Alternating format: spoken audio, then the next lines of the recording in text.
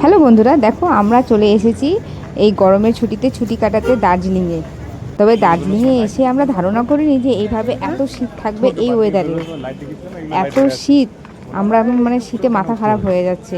তাই এসে পৌঁছানোর পরে চলো একটুখানি মল রোডে ঘুরে আসি। তাই আমরা মল রোডে চলে গিয়েছি ঘুরতে। আর এখানে এত বেশি অ্যান্টিকের দোকান আছে, অ্যান্টিকগুলো দেখে মনে হচ্ছে মন মুগ্ধ হয়ে যাচ্ছে যে কোনটা ছেড়ে কোনটা নেব। এত সুন্দর সুন্দর অ্যান্টিক। আর এই জায়গাটা কে কে দেখেছো বলো, কি অসাধারণ জায়গা। আর এই গাছটা তোমাদের সাথে শেয়ার না করে থাকতে পারলাম না। দেখো গাছটা কি অসাধারণ না।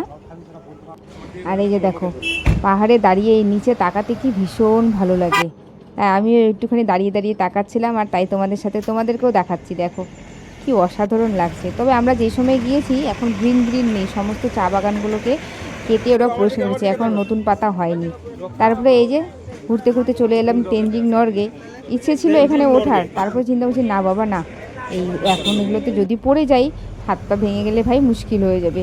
তাই আমরা ওখানে আর উঠলাম না। বাকি আমাদের সাথে যারা ছিল দেখো ওই যে সব উঠে পড়েছে সেই পাহাড়ের উপরে, তারা ফিল নিচ্ছে।